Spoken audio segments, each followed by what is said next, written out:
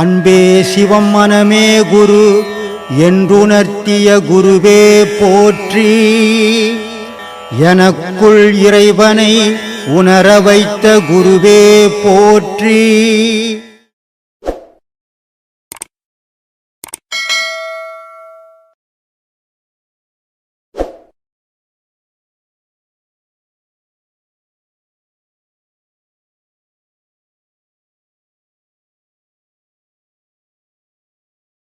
சரி சொல்லு.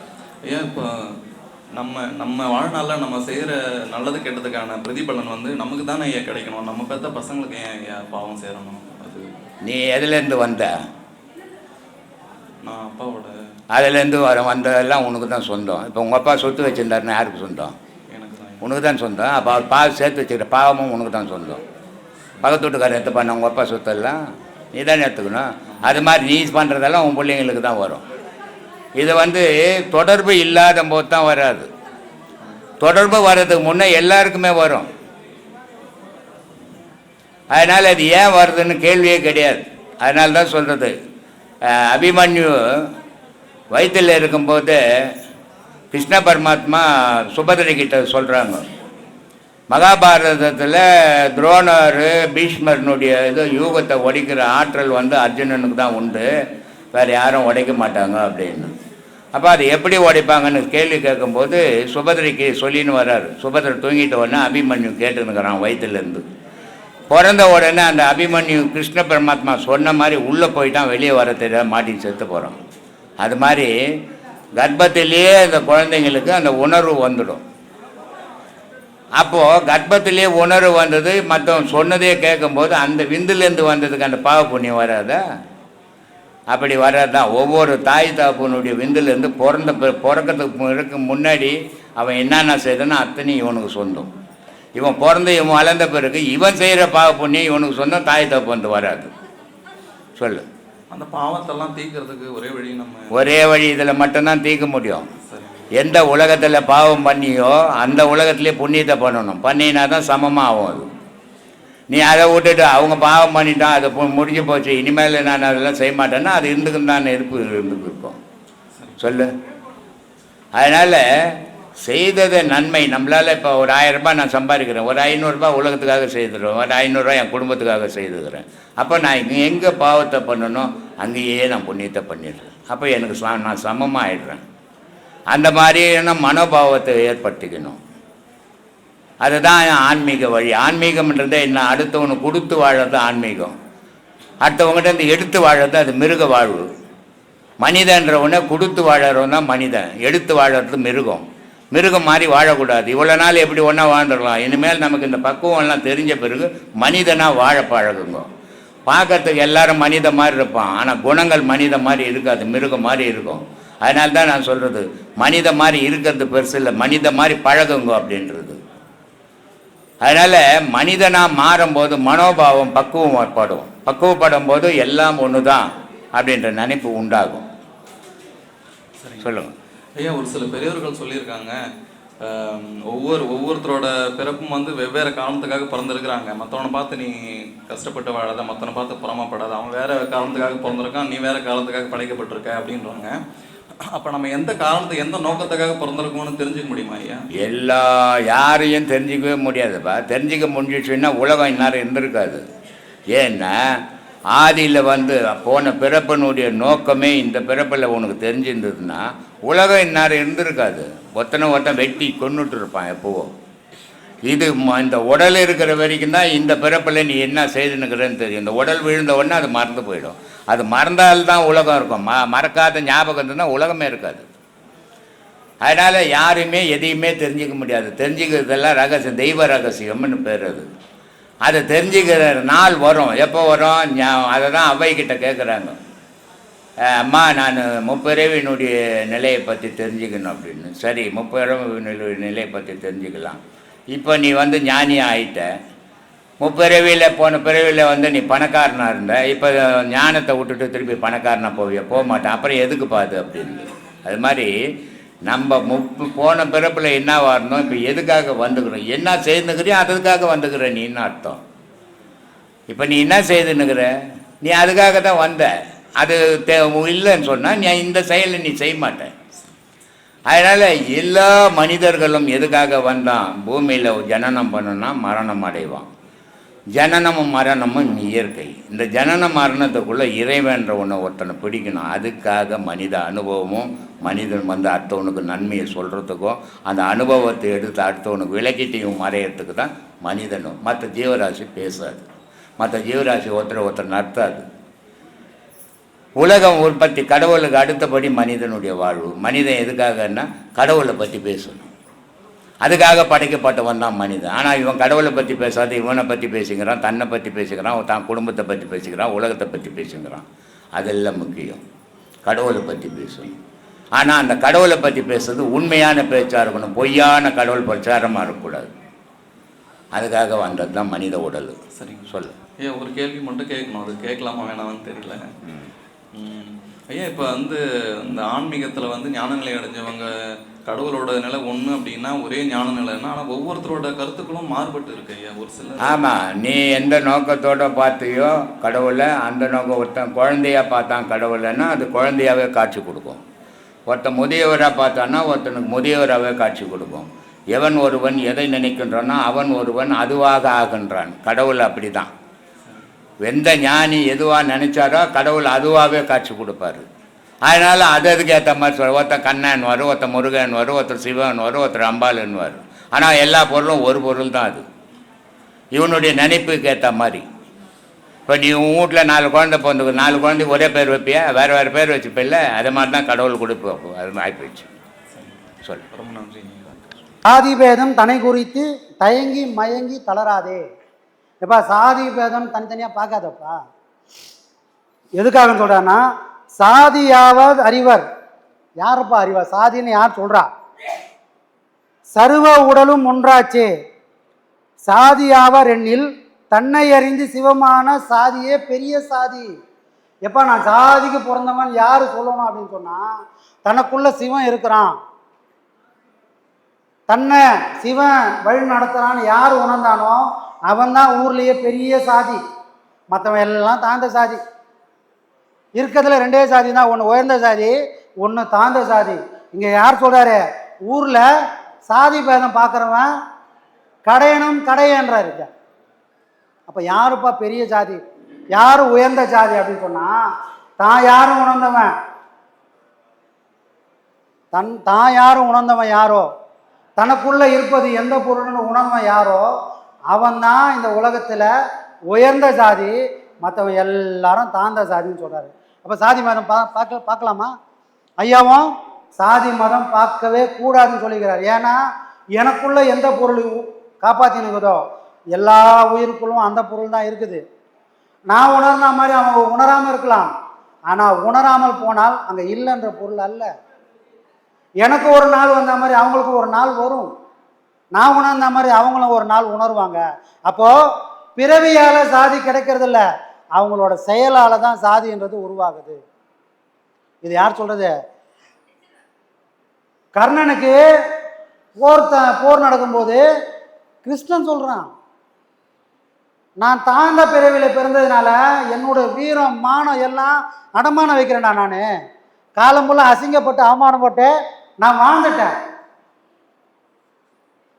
நான் எவ்வளவோ கொடுத்தேன், அப்போ கூட என்னை எவனும் மதிக்கலை. நான் எதிர்த்து சண்டை போட்டேன் நின்னா என் முன்னாடி நிற்கிறதுக்கு ஒருத்தன் கூட இல்லை, அவ்வளோ பெரிய வில்லான, ஆனாலும் என்னை எவனும் மதிக்கலை. எந்த காரணத்தை சொல்லிமா நான் கீழ் ஜாதியில் பிறந்துட்டேன் அப்படின்ற ஒரே காரணத்துக்காக என்னோட தவம் தானம் என்னோட பெருமை எல்லாத்தையும் உதாசனம் படிச்சுட்டேன் இந்த உலகம். அதுக்காக தான் இவன் கெட்டவனாலும் அவன் கூட போய் நின்னேன். ஏன்னா கெட்டவன் தான் எனக்கு ஒரு இடத்த கொடுத்தான், மற்றவன் எல்லாம் ஜாதி பேரை சொல்லி என்னை மட்டம் தட்டினான். ஆனால் துரியோதனன் கெட்டவனாக இருந்தாலும் எனக்குள்ளே இருக்கிற அந்த திறமையை கண்டுபிடிச்சி அவனுக்கு 1000 இருக்கும் உள்நோக்கம்.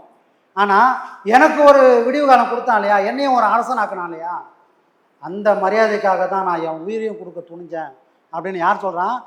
கிருஷ்ணங்கிட்ட கர்ணன் வாக்குவாதம் பண்ணுறான். அப்போ கிருஷ்ணன் சொல்கிறான், நீ பண்ணதெல்லாம் கரெக்டு தான்ப்பா, யாராக இருந்தாலும் கோவம் வரும், யாராக இருந்தாலும் கோவம் வரும்ல. எந்த திறமையும் இல்லாதவனை தட்டி வச்சா அவன் என்ன பண்ணுவான்? நமக்கு தான் ஒன்றுமே இல்லையே போயினே இருப்பான். ஆனால் சகல திறமையும் இருக்கக்கூடிய ஒருத்தனை அடக்கி ஆண்டா அவன் ஒரு நாள் இல்லைன்னா ஒரு நாள் பொங்கி எழுவான். ஏன்னா அந்த சக்தியை யாராலும் அடக்கக்கூடிய வலிமை கிடையாது. அவன் ஒரு நாள் இல்லைன்னா ஒரு நாள் பொங்கி. அப்போது அவனோட கேள்விகள் எல்லாம் நியாயம். ஆனால் அவன் எப்படி அதை பயன்படுத்திக்கணுன்றதான் கிருஷ்ணன் எடுத்து சொல்கிறான். நீ பண்ணதெல்லாம் கரெக்டு தான், ஆனால் நீ யாருக்காக பண்ணியிருக்கணும்? உன் சுயநலத்துக்காக நீ போயிட்டப்பா. நீ உண்மையிலே வீரன், உண்மையிலே தானம் தமன் செஞ்சவனா தான் நீ என்ன பண்ணிருக்கான்? உன்ன மாதிரி எவ்வளோ பேர் பாடுபடுறான், எவ்வளோ பேர் கஷ்டப்பட்டிருக்கான், அவனுக்கும் சேர்த்து நீ பாடுபட்டு நின்று இருந்தனா நீ போராடினதுக்கு ஒரு வலிமை இருக்குதுடா. அந்த போராட்டம் உன்னை ஒரு நாள் காப்பாற்றிருக்கோம். உன் சுயநலத்துக்காக பொது நலத்தை நீ மறந்துட்ட, அதனால தானே நீ சாக போறேன்னு யார் சொல்கிறா? கிருஷ்ணன் உணர்த்துறான். ஊரில் உன்ன மாதிரியே எவ்வளோ பேர் கஷ்டப்படுறானே, அவனை போய் நீ காப்பாற்றிருக்கலாம்ல. அவனை போய் காப்பாற்றி இருந்தனா நீ செஞ்ச தானம் தவம் எல்லாத்தோட அருமையும் பெருமையும் உனக்கு கிடைச்சிருக்குமே. நீ உன்னோட சுயநலத்துக்காக எதிர்த்த, அதனால் மரணம்ன்றது உனக்கு நிச்சயம்டா. எந்த தர்மம் உன்னை காப்பாற்றவே போகிறதில்லைன்னு கிருஷ்ணா அவன் அறிவு கண்ணை திறக்கிறான். அதனால் சாதி பேதம் எல்லாம் ஒரு குறிப்பிட்ட ஒரு விஷயத்தோடு நிறுத்திக்கணும். ஏன்னா அம்மாவை பார்த்து பொண்ணை எடுக்கணும்னுவாங்க. தாயை போல புள்ள, நூலை போல சேலை, பெரியவங்க சொல்லி வச்சுருக்காங்க. அதெல்லாம் உண்மைதான். ஏன் அதெல்லாம் சொன்னாங்க? உயர்வு தாழ்வு பேசுறதுக்காக அதை சொல்லலை. ஒவ்வொருத்தருக்கும் ஒரு ஒரு குலப்பெருமைன்னு ஒன்று இருக்கும். அதை அவங்க காப்பாற்றி கண்டிப்பாக சாப்பாட்டுக்கே வழி இல்லைனாலும் என்னோட முன்னோர்கள் இப்படிலாம் வாழ்ந்தாங்க, அந்த அடையாளமாக அதெல்லாம் நான் கொண்டு வரேன்னு அவனுக்கு சாப்பாட்டுக்கே வழி இல்லைனாலும் அந்த பாரம்பரியத்தை அவங்க கொண்டு வந்துக்கினே இருப்பாங்க. இந்த பாரம்பரியத்தை யாராவது விட்டுட்டாங்கன்னு சொன்னால் அந்த குலத்துலேருந்து நீ பொண்ணை எடுக்காத. அவன் ஏழையாக இருக்கலாம், அவனோட பாரம்பரியத்தை அவன் காப்பாற்றிட்டான்னு சொன்னால் அந்த காப்பாற்றுற அம்மா அப்பாவை பாரு, அவன் காப்பாற்றுறாங்கன்னா அந்த குடும்பம் நல்ல குடும்பமாக தான் இருக்கும். அந்த குடும்பத்துலேருந்து நீ பொண்ணையோ பிள்ளையோ எடு. இதுக்காக தான் சொல்லி வச்சாங்க. சாதி பேதம் பார்க்கறதுக்காக அவங்க சொல்லி வைக்கல. யார் தன்னோட முன்னோரோட பெருமையை நினச்சி பார்க்குறாங்களோ, யார் தன்னோட முன்னோட பாரம்பரியத்தை நினச்சி கொண்டு வராங்களோ, அந்த குடும்பத்துலேருந்து பொண்ணையும் பிள்ளையும் எடுத்தால் அவங்க கண்டிப்பாக நல்லவங்களாக தான் இருப்பாங்க. அதுக்காக நீ அதை பாரு. ஊரில் வம்பு வளர்றதுக்காக பார்த்துன்னு இருக்காத. இதுக்காக தான் பெரியவங்க சொல்லி வச்சாங்க. ஆனால் நம்ம தான் எப்பவுமே முட்டாளாச்சா, எப்பவுமே கத்தி தூக்கத்துக்கு தான் சாதி எடுப்போம். நான் தாண்டா பெரிய ஆள் அப்படின்னு. ஆனால் சாதி பேதம் எல்லாம் எதுக்காகன்னா, உனக்கு எல்லாமே தெரிஞ்சிடாது. ஒருத்தன் நல்லவனா கெட்டவனான்னு யாருக்கும் தெரியாது. யாரும் டை கட்டிங்கிற மாதிரியோ இப்போ மாதிரி வச்சுக்கிற மாதிரி யாரும் இல்லை. அப்போது அவங்களோட வாழ்க்கை முறையை பாருங்கள். அந்த வாழ்க்கை முறை முன்னோர்களுடைய இருந்தால் கண்டிப்பாக அவங்க நல்லவங்களாக தான் இருப்பாங்க. அதுக்காக தான் பார்க்க சொன்னாங்க. ஆனால் நம்ம அதை விட்டுவிட்டு எல்லா இடத்துலையும் சாதி பேதம் பார்த்துட்டு எங்கே பார்க்கணுமோ அங்கே பார்க்காதனால அவங்க குடும்பமும் கெட்டு நம்ம குடும்பமும் கெடுது. எத்தனை சவரம் சாமி போகிறீங்க? இப்போ விற்கிற வேலைக்கு சவரம் வேறு எங்கே போகிறது? சரிக்கு புடவை கூட எடுத்து கொடுக்க முடியாது. போகிற போக பார்த்தா அவ்வளோ தூரம் வந்துச்சு. அப்போது இங்கே எல்லாரும் வியாபாரம் மாதிரி தான் கல்யாணம் காட்சிலாம் பண்ணிகிட்டு இருக்காங்க. ஆனால் வரக்கூடிய பிள்ளைங்க ஒரு நல்ல குடும்பத்தில் அவங்க அம்மா அப்பா, அவங்க தாத்தா, அவங்க பாட்டி, அவங்க முன்னோர்களை செஞ்செல்லாம் காப்பாற்றி வந்தாங்கன்னா, நம்ம குடும்பத்திலே முன்னோர்கள் இருந்தாங்க, அதை நாம் காப்பாற்றிங்கிறோம். அந்த காப்பாற்றுறோம். எனக்கு இப்போ வீட்டிலேருந்து ஒரு பொண்ணு வந்தால் நான் சொல்கிறதையும் அந்த பொண்ணு காப்பாற்றும். சோறே ஆக்க தெரியாத பொண்ணு கூட வீட்டில் வச்சுக்கினேன் எங்கள் அம்மா அப்பா அதை செஞ்சாங்க இதை செஞ்சாங்கன்னு சொன்னால் அது காப்பாற்றுமா? சோறே வைக்க தெரியல, சுடு தண்ணி கூட வைக்க தெரியாமல் கூட இருக்கலாம்.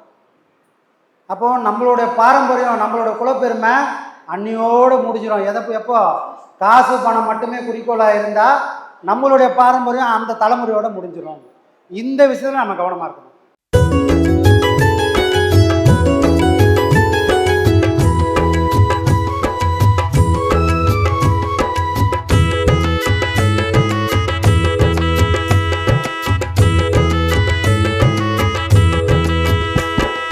நல்ல காலம் பிறந்துடுச்சு நமக்கு, நல்ல காலம் பிறந்துடுச்சு நமக்கு. பிரம்மஸ்ரீயாம் நித்யானந்த பெருமானின் ஆசியாலே, பிரம்மஸ்ரீயாம் நித்யானந்த பெருமானின் ஆசியாலே நல்ல காலம் பிறந்துடுச்சு நமக்கு, நல்ல காலம் பிறந்துடுச்சு நமக்கு.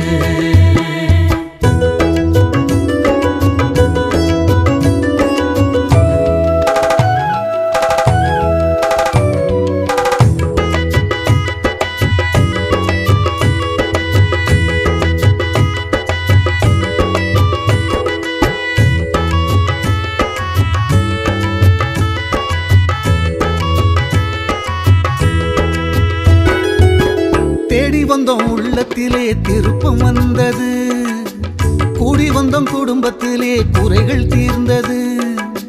தேடி வந்தோம் உள்ளத்திலே திருப்பம் வந்தது, கூடி வந்தோம் குடும்பத்திலே குறைகள் தீர்ந்தது.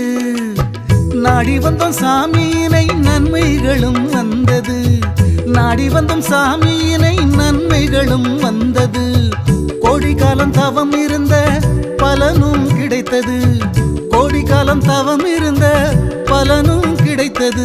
பூமி எங்கும் சுத்துதுங்க சாமியோட பேச்சு, போலி வாக்கம் பற்றி தங்க உலகம் முழுக்க பேச்சு.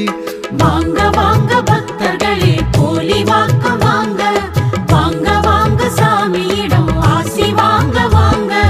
நல்ல காலம் பிறந்திடுச்சு நமக்கு, நல்ல காலம் பிறந்திடுச்சு நமக்கு.